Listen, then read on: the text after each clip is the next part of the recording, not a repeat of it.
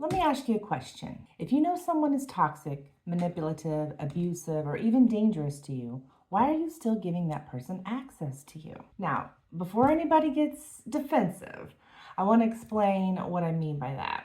I had a conversation with a woman recently who has been separated from her husband for about 2 years, and she describes him as a narcissistic psychopath. She says she's afraid of him. She says she's scared for her life. And yet, he still has access to her. She still talks to him. And that conversation really got me thinking about something that I hear all the time when we're talking about toxic relationships and narcissistic abuse. I know I needed to go no contact, but I just can't. So today, I want to talk about what no contact actually means, why it's so damn difficult, and why sometimes the hardest part of no contact isn't blocking the other person.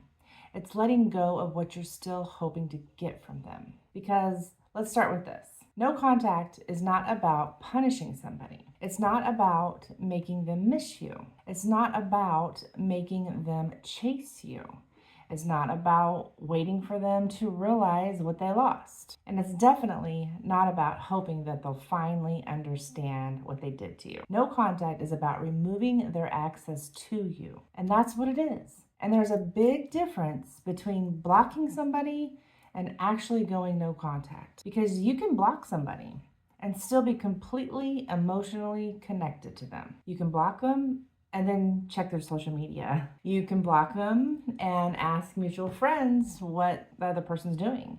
You can block them and wonder whether they're thinking about you. You can block them and secretly hope that they find another way to contact you. You can unblock them because you just want to see what they said. You can answer the phone because you think, I'll just talk to them this one time. And then you're right back in the cycle. That's not really no contact, because no contact isn't just about what you're doing physically. It's also about what you're continuing to give that person emotionally and mentally. You can be physically separated from somebody for 2 years and still be completely emotionally entangled with them. And that's something I think a lot of people don't understand. Physical separation does not automatically create emotional separation. You can live in a completely different house, in a completely different town, and that person can still be taking up an enormous amount of space in your head. You're thinking about what they're doing, you're wondering who they're with, you're wondering if they miss you, you're wondering if they're going to change. You're replaying conversation. You're trying to figure out why they treated you the way they did. You're thinking about what you should have said, what you should have done, what you could have done differently. And you're still having a relationship with that person in your mind. And eventually, healing becomes less about getting them out of your life and more about getting them out of your head. Now, I want to make something very clear here. If you are genuinely afraid that someone is going to hurt you, I'm not going to sit here and tell you, just block them and walk away. Real life isn't always that simple. There may be children involved, there may be finances, there may be property, there may be legal issues, there may be stalking or threats. There may be very real safety concerns. And if that's your situation, you need to think about your safety and get appropriate professional or legal support rather than just making a dramatic decision because somebody on the internet told you to go no contact. But if there's no actual reason this person needs access to you, then I want you to ask yourself a very uncomfortable question. Why am I continuing to give this person access to me? And sometimes the answer isn't because you love them. Sometimes it's because you're afraid. Sometimes it's because you feel guilty. Sometimes it's because you're lonely. Sometimes it's because you still have hope. Sometimes you're waiting for an apology. Sometimes you're waiting for an explanation. Sometimes you're waiting for them to finally admit what they did.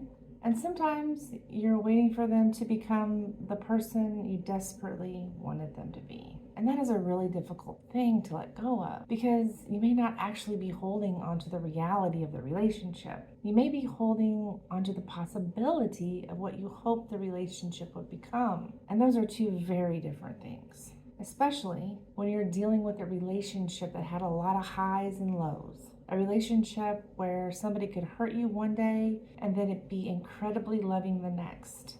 where they can make you feel like the most important person in the world and then suddenly make you feel worthless, where they could pull you close and then push you away. That inconsistency can create an incredibly powerful attachment. And that's one of the reasons people can know intellectually that a relationship is bad for them and still feel emotionally attached to the person. Your brain can say, this person is hurting me, while another part of you is saying, but what if this time is different? And that is where people get stuck. They keep waiting for the good version of the person to come back. They keep thinking, maybe if I explain it differently, maybe if I communicate better, maybe if they understand how much they've hurt me, maybe if I give them one more chance. And eventually, you have to ask yourself, how many more chances are you willing to give somebody at the expense of yourself? Because one of the biggest traps I see is the idea that you need one more conversation. I just need to tell them how I feel. I just need to understand. I just need an apology. I just need closure. But what if the person you're waiting to give you closure is the very person who caused the wound? What if they never give you the answer you're looking for? What if they never admit what they did? What if they tell you that you're crazy? What if they deny it? What if they blame you? What if they turn the whole thing around on you? Are you going to spend the next 5 years trying to get somebody to agree with your reality? At some point, you have to decide that you know what happened. You know what you've experienced, and you don't need the person who hurt you to validate your experience anymore. That can be your closure. Now, does that mean you have to stop caring about them? No, and I think that's another misconception about no contact. You can still love somebody and know that you cannot have them in your life. You can miss somebody and know that you cannot go back. You can care about somebody and still choose yourself. Those things can exist at the same time. No contact doesn't mean you suddenly don't have feelings.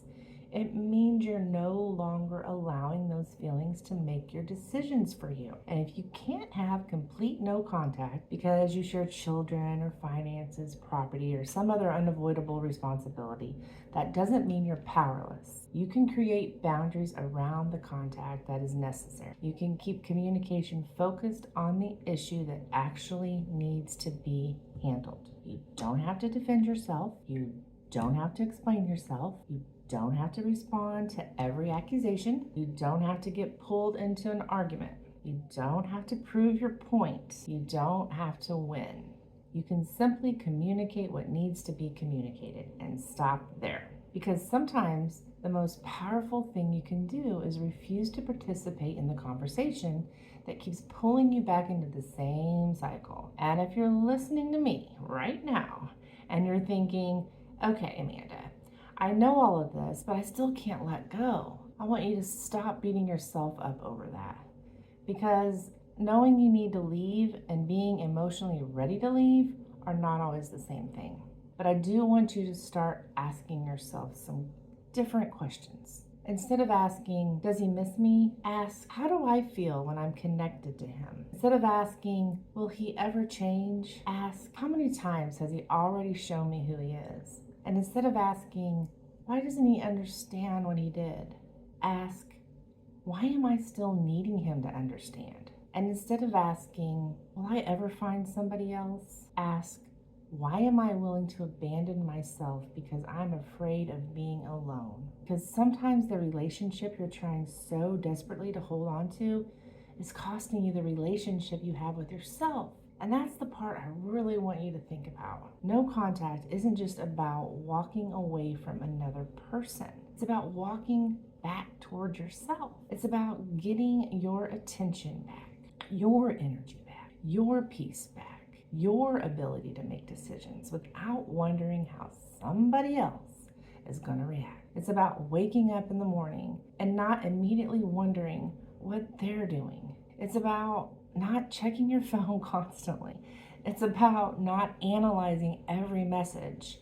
It's about not waiting for the next apology, the next Hoover, the next promise, the next crisis. It's about getting off the emotional roller coaster. And eventually, you may reach a point where you realize something. You don't need them to change. You don't need them to apologize.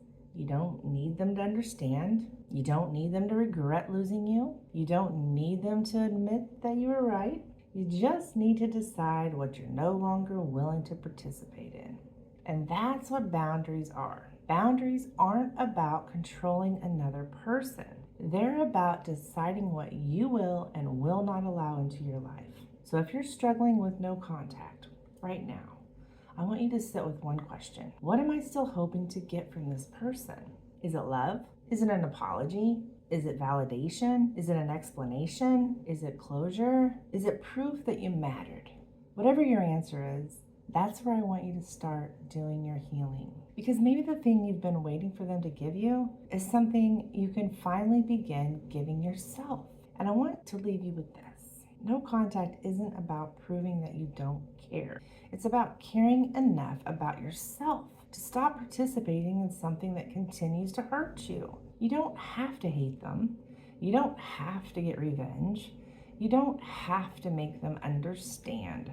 You don't even have to stop loving them. You just have to decide that your peace is worth protecting. And sometimes protecting your peace means closing the door and finally stopping giving somebody access to you. That's not cruelty. It's not selfishness. That's a boundary. And sometimes that's where healing finally begins.